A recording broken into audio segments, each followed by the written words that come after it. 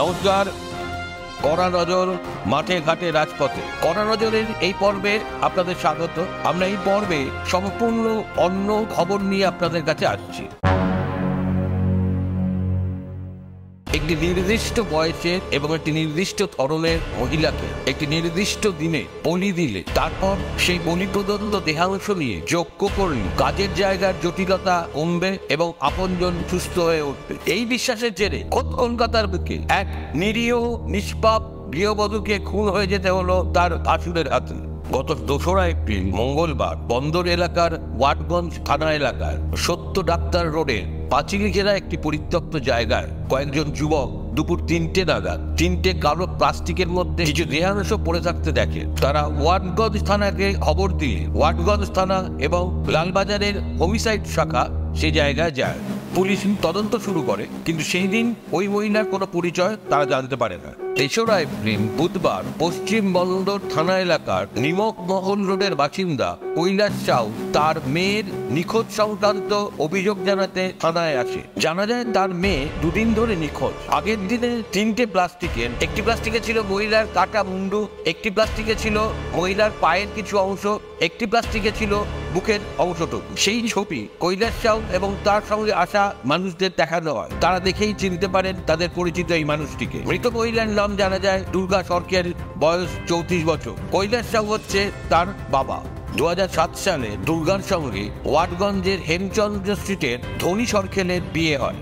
ধনী সরকেল এবং দুর্গা সরকেলের বর্তমানে একটি 15 বছরের ছেলে আছে, যে 10ম শ্রেণীতে পড়ে। পুত্র, স্বামী, শাশুড়ি, ভাসুর, ননদ নিয়ে দুর্গার সাজানো সংসার ছিল। বিয়ের কিছুদিন পরেই জানা যায় যে দুর্গার স্বামী ধনী সরকেল মাদকাসক্ত। বিভিন্ন সময় তাকে নেশা মুক্তি কেন্দ্রে পাঠানো হয়। স্বামী মাদকাসক্ত, শাশুড়ি অসুস্থ, ননদ মানসিক রোগগ্রস্ত। আর অন্যদিকে ভাসুর নিরঞ্জনের আবার অত্যন্ত পুজো আর্চার দিকে ছোট। নিরঞ্জন চাকরি করতেন রেলে। দুর্নীতির দায়ে তাকে সাসপেন্ড করা হয়েছিল।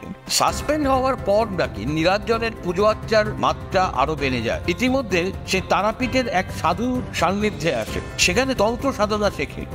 পুলিশের জেরায় সে জানিয়েছে সাধু এবং তন্ত্র সাধনার মধ্য দিয়ে সে জানতে পেরেছিল ঠিক যে ধরনের মহিলা এবং যে বয়সের মহিলাকে বলি দিলে তার কাজের জায়গার জটিলতা কাটবে এবং আপনজন সুস্থ হয়ে উঠবে, দুর্গা সরকার ছিল ঠিক সেই ধরনের একজন মহিলা। তাই সে একটি নির্দিষ্ট দিনে দুর্গাকে বলি দেওয়ার পরিকল্পনা করে। কিন্তু হঠাৎ করে তার ভাই ধনী সরকেল নেশামুক্তি কেন্দ্র থেকে পালিয়ে বাড়িতে চলে আসে এবং সেই জন্যই নাকি নীলাঞ্জন নির্দিষ্ট দিনের আগেই দুর্গাকে খুন করে। তারপর সে দুর্গার দেহটিকে টুকরো টুকরো করে কাটে। তারপর সেই কাটা টুকরোগুলো বন্দর এলাকারই এক জঙ্গলে নিয়ে গিয়ে সে হোমযজ্ঞ সেরে ফেলে।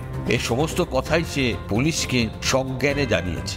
মনোচিকিৎসকরা বলছেন সমাজ মাধ্যম থেকে এমন কিছু মানুষের সামনে চলে আসছে যা বাস্তবসম্মত না হলেও মানুষের মধ্যে কেউ কেউ সেগুলো বিশ্বাস করে ফেলছেন। আর এই বিশ্বাস থেকে জন্ম নিচ্ছে কুসংস্কার। ইদানিং আমরা দেখতে পাচ্ছি ধর্মীয় আচার আচরণ মানুষকে অনেক বেশি করে নাড়া দিচ্ছে। তার ফলে ধর্মাচরণের জন্য মানুষ ব্যস্ত হয়ে উঠছে। ধর্মাচরণ নিয়ে কড়া নজরের কোনো রকমের কোনো আপত্তি নেই, কিন্তু সেই ধর্মাচরণ যেন অন্য মানুষের ক্ষতি না করে। আমাদের সতর্ক থাকতে হবে, আমাদের শান্তিতে রাখতে হবে। মানুষের কুসংস্কার অনেক নিষ্পাপ প্রাণ কেড়ে নেয়। তাই আমাদের ভালো এবং মন্দের বিচারটাকে খুব সুচারুভাবে করতে হবে। আমাদের এই পর্ব এই পর্যন্তই। আপনারা সবাই ভালো থাকুন, সতর্ক থাকুন, আর মনে রাখুন চকচক করলেই শোনা হয় না। আপনারা আমাদের চ্যানেল দেখতে থাকুন, লাইক করুন, শেয়ার করুন, সাবস্ক্রাইব করুন। আপনাদের মতামত আমাদের পাথেয়।